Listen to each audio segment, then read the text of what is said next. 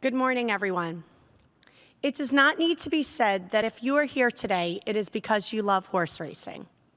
This audience encompasses many facets of the sport, including owners and racetrack management. But how many of you have actually been on the backstretch and not to see a horse before the Kentucky Derby or the Travers, but instead at the 5 a.m. training set in January or the evening feed on a dark day? I have. I grew up in a racing family.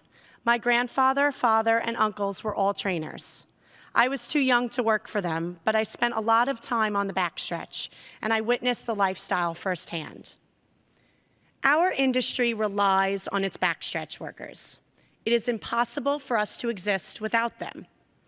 Think about how many people are required to care for one horse: a trainer, a groom, a hot walker, exercise rider, jockey, and that's not even taking into consideration others who you'll see on the backstretch, the people who take care of the racing surfaces, the people who work in the track facilities and in the kitchen. Here is a breakdown showing the size of the workforce in 3 key states: New York, Kentucky, and California. As you can see, it is no small feat. It takes a great deal of skill, patience, and time to get our horses to the races, and for most, it is their whole life. Early mornings, inclement weather, and long hours on their feet. And through it all, their love for the horse is evident. Watching a groom celebrate as their horse crosses the finish line is an amazing moment to witness. It is their work materialized, and it means as much to them as it does to you all. This love and dedication aside, there are a few things you've probably never thought about when it comes to life on the backstretch. Many live in dormitories at the track and don't have any means of transportation. And when a groom travels with a horse, they often leave their family behind for weeks. This nomadic lifestyle can be lonely and can often lead to mental health issues and substance abuse. And what happens when a backstretch worker gets sick? They can't just work from home the way all of us can. But imagine being too scared to call in sick. Imagine knowing that if you don't show up for work, even if you've somehow made it to the doctor for proof, that you could lose your job. So you go to work sick and you risk making others sick. Let that sink in. The Safety Net Foundation disperses nearly $500,000 a year on a confidential basis in financial relief and assistance to needy members of the thoroughbred industry and their families. Recipients represent virtually every facet of the industry, from jockeys and trainers, exercise riders and grooms, to office personnel and other employees of racetracks, racing organizations, and breeding farms. And adversity or hardship can present itself in a variety of ways. So the Jockey Club Safety Net Foundation remains flexible in the type of support it provides. Assistance can come in a number of forms, including financial aid for basic living needs, medication, surgical, and hospital costs. This type of emergency individual assistance is our main focus. Just this summer, I assisted a foreman with an outstanding medical bill for a knee procedure. She had left work for the day and fell in a parking lot.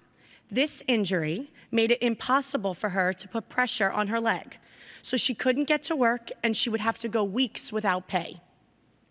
Another young groom let a toothache go too long, only to realize he needed multiple dental procedures, amassing a bill of $9,000. In 2 other recent cases that the foundation assisted, one was for a groom who had a heart procedure. We provided a grant for a hotel because he didn't have a safe and clean place to live while he recovered from a very serious open heart surgery, and his doctor was concerned about infection. The other case was to help a groom renew her license. On her salary, she could not afford the $42 necessary for fingerprints. The Safety Net also assists other organizations with their broader work, and we are very proud of these partners, especially the racetrack chaplains and the horseman organizations, and the work that they're doing to make the life on the backstretch better. Health clinics, food pantries, holiday meals, daycare services, soccer leagues, winter coat drives, education classes, spiritual guidance, and field trips. We have seen the positive impact of implementing these programs and services. They create a family environment for those who may be far away from theirs, a support system, and a safety net. Just last month here in Saratoga, and thanks in large part due to the generosity of John Hendrickson and the late Mary Lou Whitney, ground was broken on a new health clinic for the backstretch workers in partnership with Saratoga Hospital. This clinic will provide expanded care services to the hundreds of backstretch workers who are here for the racing season.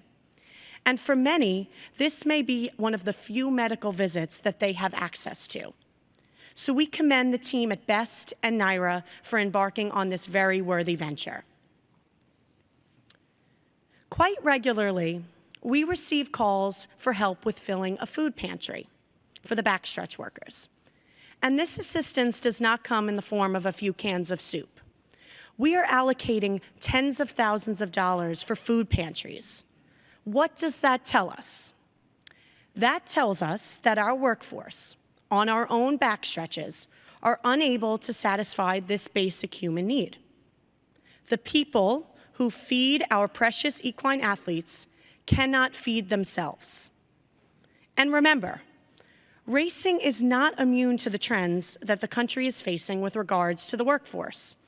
We are competing with companies such as Amazon and Walmart that pay $15 an hour and offer benefits like sick days, vacation time, and 5-day work weeks. Why would anyone choose to work for us? At a certain point, a love of the horse just isn't enough.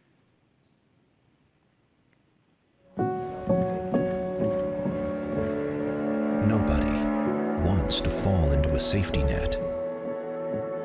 But when adversity or hardship presents itself, it beats the alternative. Since 1943, the Jockey Club Safety Net Foundation has been serving those individuals and families in need across every facet of the thoroughbred industry. Help us continue to be the safety net and catch those most in need. Visit tjcfoundation.org to learn more.